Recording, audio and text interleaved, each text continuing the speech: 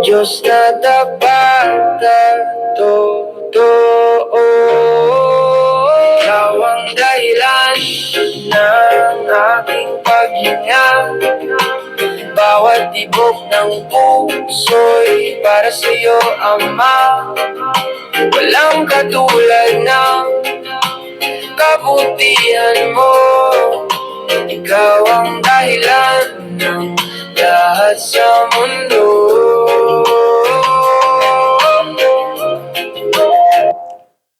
So nga pala tayo, may sinasabi ako mga nakaraan pa, mga ilang buwan na nakaraan at patuloy kong sinasabi. Tungkol sa Third World War. Itong Third World War na to, hindi naman to parang global war, pero may similar doon sa nangyari nung World War, nung Second World War, na may kalaban sila, katulad ng Nazi, kalaban, may kakampi sila. Ganon din ngayon. Yung ating prophetic na yan, ngayon, kumbaga sa lumalalim na. Talagang, actually tayo parang masaya tayo dito, pero sa ibang lugar, medyo malalim na ang war, na event ng war sa kanilang masasabi na countries. At yung tinatawag na sinasabi nga natin na kasi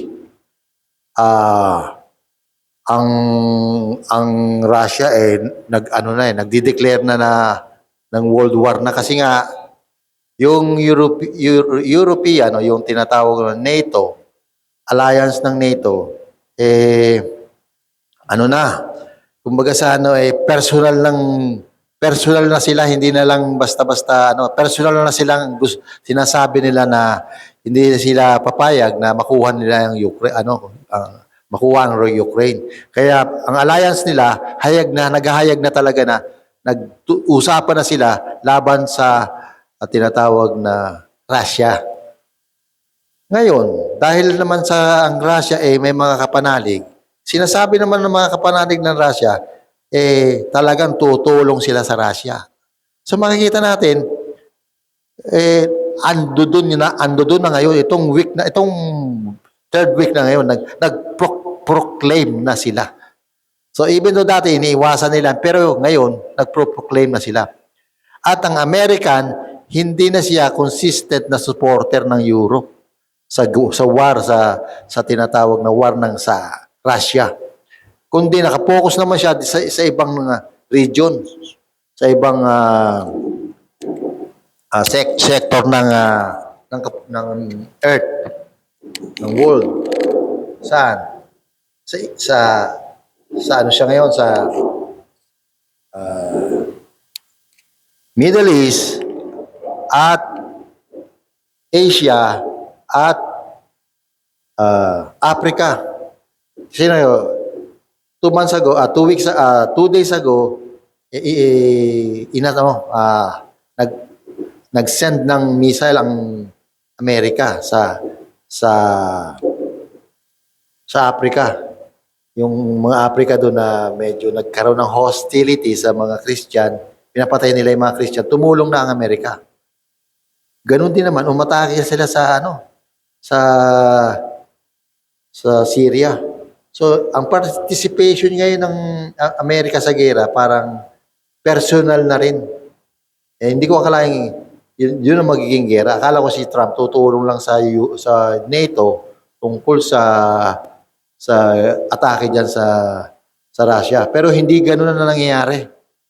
Bali mismo yung mga NATO countries, nagkakaroon sila ng ngayon, parang discontent yung ibang member nila kasi kumbaga dominate ng tinatawag na ng Brussels yung order, yung pinaka command o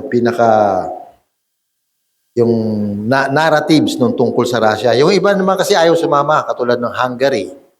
May 2 bansa na 2 bansa na ayaw sumama kasi sa Russia sila umaasa ng oil. Taglamig ngayon sa Russia. taglamig. At wala silang kukunan ng tinatawag na oil kasi nga hindi naman ganun kadali na susuplayan ka ng oil para sa atin. Sa dagat lang dinadaong. Eh sila nasa gitna ng Europe, wala silang tinatawag na ah, pier para doon dumawong ang mga barko na mga tankers. Eh wala. Meron sila pipeline galing sa Russia. Eh ngayon, yung mga pipeline ng Russia, ay yung mga refineries ng Russia at saka pipeline, ayun nga, tinitira ng sinasabotage o dinidismantle, dinidevastate ng mga Ukraine o yung allied ng Ukraine, yan, mga allied.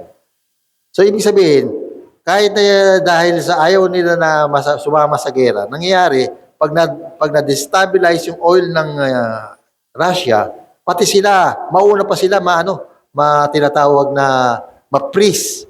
Kasi negative ang ang tinatawag na freezing point. Negative.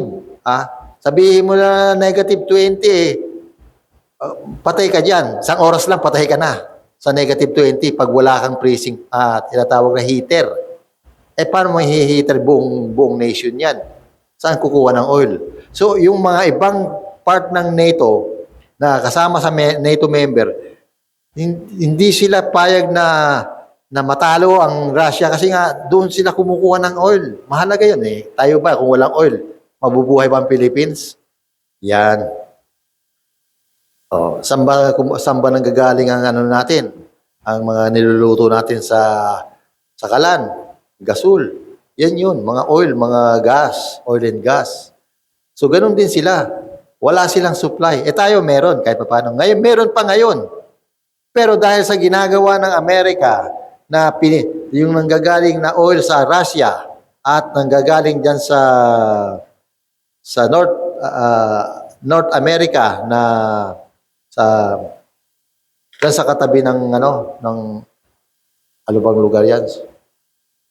May lugar diyan na kalaban ngayon sa may ng ng Amerika. May pangalan, nakalimutan ko yung pangalan ng lugar pero socialist yun, socialist. Against sila sa American, kalaban sila. So yun, pabor yun kay Putin, sa Russia. Kaya ngayon, dipit, tsaka sa China. Kaya ngayon, yung mga oil na pinuproduce nila sa Venezuela, yung Venezuela pala, mayaman yun sa oil. Kumbaga ang oil noon, sapat para mag-supply ng oil sa mga bansa. Parang yun, parang Middle East ang product ng oil noon, marami. Kaya nga lang, ang intention ng presidente doon, pabaksakin ng Amerika, nagdadala ng mga drugs sa loob ng Amerika. Kaya ngayon, pe-personal siya ni Trump kasi napakarami ng parang mga zombie sa Amerika, doon ang gagaling sa kanila. Mga kung ano klaseng substance na pang-high. So galit si Trump. Pinipersonal ngayon ni Trump. May tigil. Drug on war. War on drugs. Yan. Parang si Duterte. Parang ganun. War on drugs. Ganun ngayon si Trump. Talagang pinipersonal niya. Tinitira niya talaga ng missile. Yung mga production, yung mga parang laboratory paggawaan ng mga drugs. So yun ang dahilan kaya parang tumindi ang away nila. Marami ring oil yun, nagsusupply sa China. Ngayon, 3 malalaking barko noon na papuntang China ang sinis yung tinatawag na ginapos o hinila ng Amerika. Tinali, kumbaga sa itinali. Pag tinali, parang tatali sa isang jet, sa isang pier yan. Hindi na pinailis. So yung halaga ng barko na yun at saka yung karga nun, ilang $1 million. 3 na yung sinisis ng seizure ng Amerika. Pero mo 3 barko na, papunta lahat China. Anong mangyayari niyan? Katulad niya, mahina ang production ng Russia. So, ang China, napakalaking energy ang kailangan niyan dahil sa laki ng China at saka yung kanilang mga manufacturing. So sa madaling sabi, kailangan talaga nila. Kaya panay ang suporta nila kay Putin kasi sila niyan land barrier, tinatawag na neighbors. So kailangan kaya pa na yung suporta ng China ng mga weapons sa Russia kasi nga pag natalo yan, nakuha ng siyempre makukuha ng NATO yung ang Russia, yung mga masisis ni yung ma-embargo. Hindi lang ma-embargo, masisis ang tawag diyan. Makokolekta yung kanilang mga refinery. Pero bago mangyari yan, delikado. Kasi may nuclear yung Russia. Hindi po nga gumagamit panay lang ang banta. Pero ang China, ayaw niya na matalo. Ang China, hindi natin pwedeng matalo yan kasi ang China, sila ang nakapag-develop ngayon ng mga miniature na bomb ng hydrogen. Anong ibig sabihin na miniature? Maliit na bomba pero hydrogen, ang lakas. Hydrogen mismo. So 2 kilo of hydrogen, sapat 'yon para pasabugin ang isang city natin. Isa lang. Anong laban natin sa China? Kaya yung mga bully-bully diyan, talagang kailangan magpasensya na lang talaga ang Amerikano. Mag-ano na lang sila, talagang wala tayong laban diyan. Kahit pa maggera-gera ang China at sumama pa yan Japan, hindi ibig sabihin mananalo tayo. Bakit? Kasi sa nangyayari sa atin, sinasabi ko nga, yung World War na yan na nangyayari sa buong mundo ngayong tinatawag na World War, ang effect niya sa atin, hindi naman tayo kasama niyan. At hindi tayo pwedeng sumama dyan. Wala naman tayong bubuga dyan. Ang magiging effect niyan, internal conflict. Yan ang mangyayari sa atin. So, nakikita na noon, sinasabi ko, pero ngayon nakikita na. Hindi na masaya yung mga opponent. Kasi sinong papapayag na makukulong ka kung ikaw ay billionaire? Sabihin mo, nag-corrupt ka ng mga billionaire. Siyempre, gagawa kang paraan para ikyas ka makulong ka. Kasi, bakit yung iba hindi nakukulong, ikaw makukulong? Parehas lang naman, lahat naman sa government, nagko-corruption yan. Yun, nabasa ko si Gatchal yan meron din palang mga tinatawag na parang mga props na kunyari magsasaka pero wala naman palang magsasaka doon. So lahat yan gumagawa ng para ma-divert sa tinatawag na into personal savings nila. So ngayon, sa madaling sabi, ang Lord nagsasabi sa spirit ko noon pa, hindi naman ako nagbabaano niyan, maliban lang na nakita ko pamagat. Yung kay Gatchal yan, hindi ko pa naman nabasa yan. Pamagat lang ang nakita ko. Pupunta tayo sa anarchy. Yan. By February, magkaka-anarchy. Yun ang sabi sa spirit ko. Ito pa nga matindi. Ang sabi ng Lord sa akin, patuloy, yung presidente, yung king ng UK, si Prince King Charles, sinasabi talaga ng Lord sa spirit ko, mamamatay. So, napakahirap sabihin yan, hindi ba? Pero yun ang sinasabi sa spirit ko Tinatanong ko ang Lord, kung totoo yan, anong buwan? Yun ang ko. Yan ang sabi ko. Pero bagamat napakahirap sabihin yan, ano man ang basta nararamdaman ko ang Holy Spirit, ang Spirit of God, nag-move sa akin na ganyan. So, yung sinasabi ko na anarchy sa atin, matagal ko na sinabi yan, September ko pa sinasabi yan. Ngayon nakikita ko na mangyayari. Nakikita na dati hindi ko pa nakikita gano'n kasi rally pa lang Pero ngayon nakikita ko na mangyayari kasi dahil madadrag tayo sa World War na yan. Yung mga natin, mga head of the head state natin, nagdi-divide, kakampihan yan, susulsulan niya ng iba't ibang tinatawag na world power. Ano yan? Yung Russia at saka China. May capability sila na mag-supply kasi nga ang US panay ang supply dito sa sinatawag na Luzon ng mga sandata laban sa China. So yung China na yan, nasa Mindanao naman naka-base yan. So hindi nila i-give up ang kanilang tinatawag na yung parang nila yung kumbaga sa ano, parang nasa likod ba sila, nagbabak. Parang yun, hindi nila i-give up yan. Susulsulalo yan. Kaya habang ginigipit ng administrasyon, yung mga kalaban niya ngayon, mapupunta sa ganyan yan. Dapat talaga magkaroon ng reunification. So, paano magkakaroon yan? Hindi ko rin alam kasi nga napakalawak yan para mag-suggest ako dyan. Pero ang Lord, noon pa man sinasabi sa akin na ipangaral ko raw ang tinatawag na raffle system. Kasi nga, platform ng Diyos yan. Binibigay ko na dati pa yung mga verses kung anong platform ng Diyos. Katulad ng Israel, sinabdivide yan, inutos kay Moises at ginawa ni Joshua, yung bodyguard ni Moises. Niraffle nila yung yung Canaan land, yung palahan ngayon, yung lupa nila ngayon. Niraffle yan para sa kanilang 11 tribes. Kung sino sa kanila, kung saang lugar sila magkakaroon ng yung tinatawag na kanilang account, kung magiging kanilang property.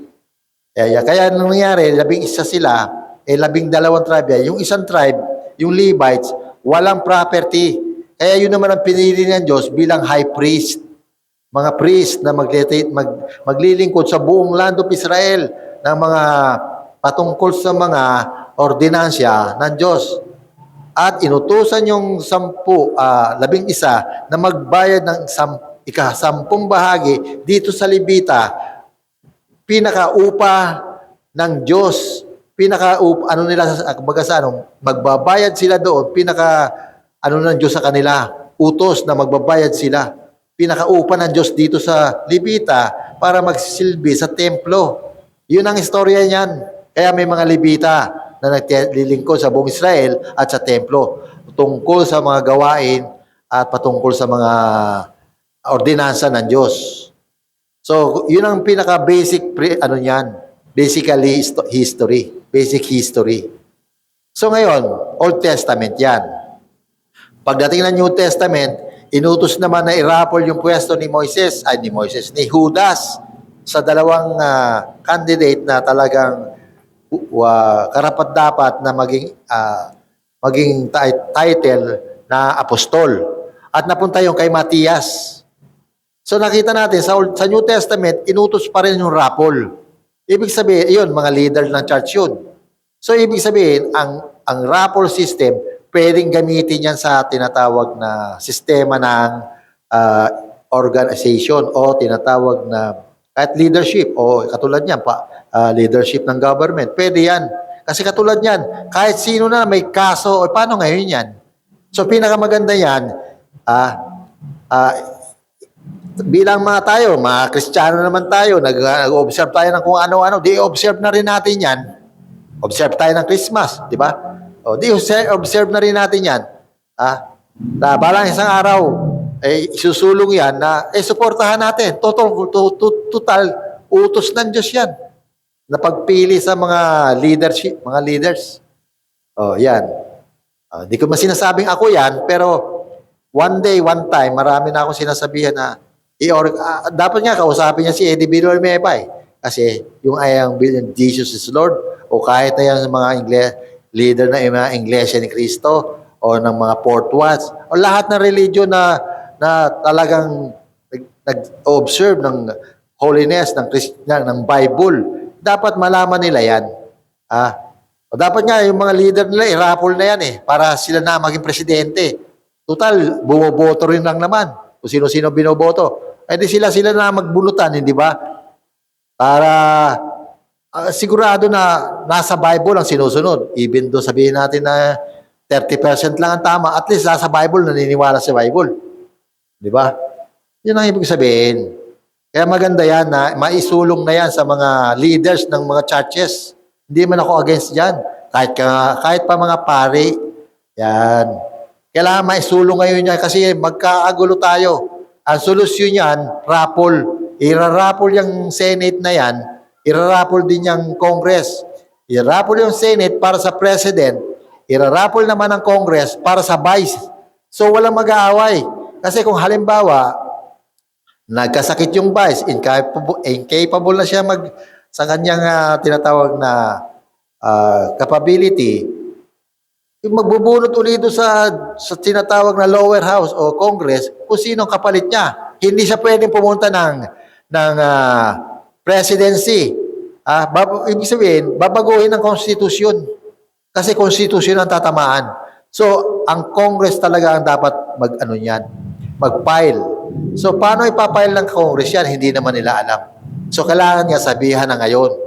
Ipangaral yan. Actually, itong broadcast na to, podcast to. Inulit ko lang uli ngayon kasi ni-remind ako ng Lord, naramdaman ko ulit ang Spirit ng Lord na ulitin ko. Sabihin ko uli. So, sa madaling sabi, ako, ayoko na nga yan eh. Come what may na lang eh. Total, magigera na.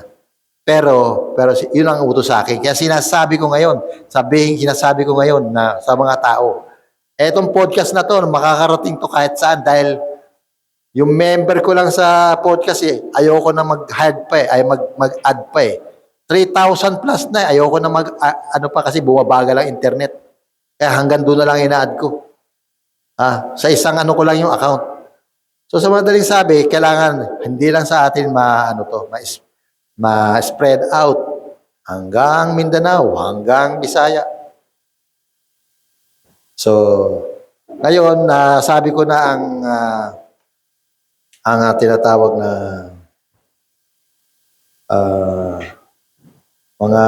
may dalawang propesiya na mahalaga. Tayo ay magpapaalam na. Tayo ay sa sign off na.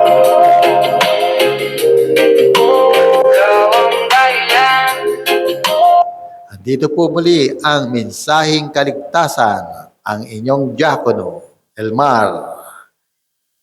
Tayo rin ay evangelist, may gift of evangelist. So, maraming salamat sa inyo, mainyo nawa ang biyaya ng ating Diyos sa pangalan ng Kristo, Jesus na ating tagapagligtas.